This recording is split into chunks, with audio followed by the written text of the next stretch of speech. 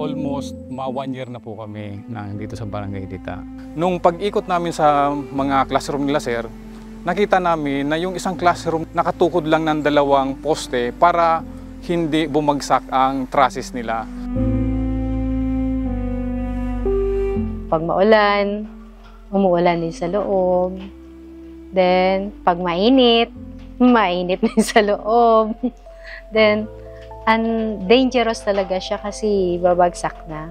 So, nag-advise yung supervisor na lagyan na lang ng parang tukod. Bawal nga lang yung mga estudyante na maghabulan, baka masagi, baka bumagsak. Pag umuulan, nakapayong din yung mga anak namin. Ma, tumutulo sa room namin. Minsan, pagdating, may basa na notebook. Siyempre, sir, hindi rin sila makakapag-concentrate. So, kawawa rin yung mga bata. Lalo na pag brownout out, so sobrang init ng room kasi wala pong kisame yun. So, syempre, di ba, nabalitaan minsan dumilindol o paano pag naabutan yung mga bata sa school na lindol, di ba? Syempre, sir, kami mga magulang kahit nandito lang kami sa malapit, syempre, kailangan pa rin po ng yung security ng mga anak namin yung importante. Of course, pag mainit, hindi conducive ang environment for children to learn and as well as to the teacher.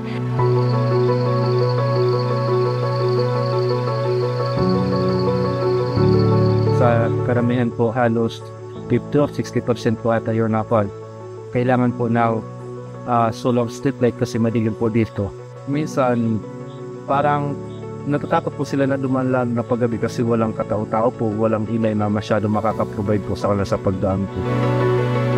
Nung una, sir, na nag-propose ako sa kanila, sa mga teacher, nagpatawag ako ng meeting kasama yung mga barangay council at iba pang people's organization dito sa barangay. Hindi pa nga, sir, na banggit so yung MCGI.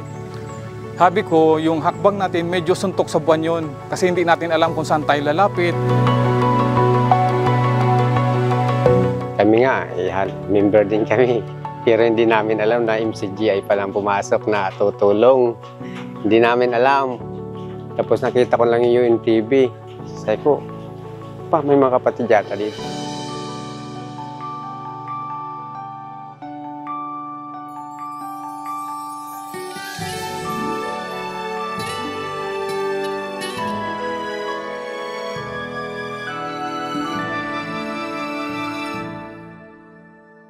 Nung dumating po ako, sabi ko,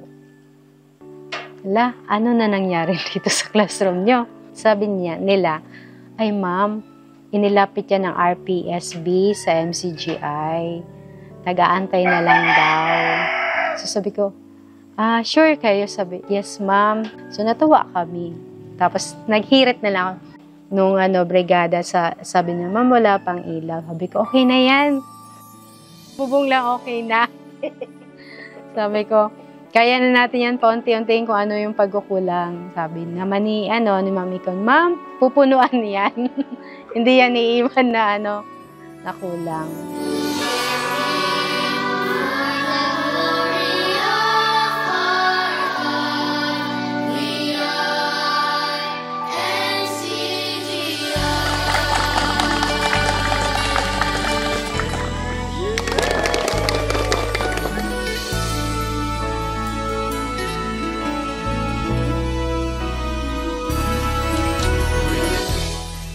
Para sa akin, masaya ako dahil yung anak ko safe na siya sa loob, maganda, malinis, hindi na mainit, maliwalas na.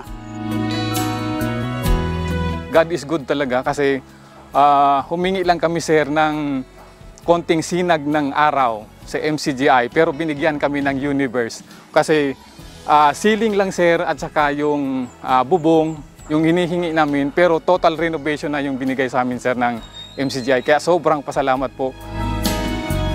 MCGI yun ang ginawang kasangkapan ng Diyos para matulungan kami dito.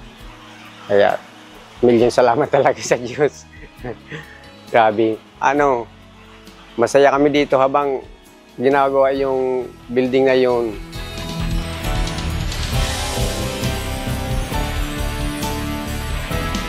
For several decades, we're at war with insurgents.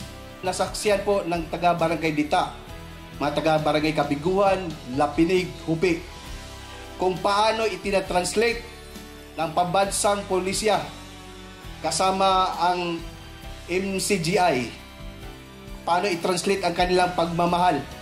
Ito ay the concrete example of love. Sabi nga nila, huwag mo lang sabihin na mahal mo ako, ipakita mo sa gawa. So ito na po yun. Nagliwanag na ang tinampo, nagliliwanag pa ang karunungan ng ating mga estudyante.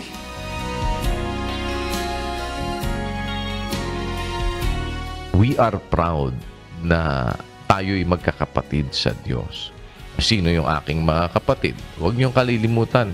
Lagi naman tayong mapupunta dun eh. Yung kasama ko ang wika na gumaganap ng kalooban ng aking Ama na nasa langit. Hindi ka ba magiging proud nun na makita mo yung mga kapatid gumaganap ng kalooban ng Diyos? Ay, talaga namang kahit na nasa malayo ka, tinitignan mo yung mga kapatid. Nagtitiis maglakad ng mahabang lakarin papunta sa liblib na lugar para gumanap ng pag-ibig sa kapwa. Ay, you will be proud. Diba? Magiging parang maipagmamalaki mo.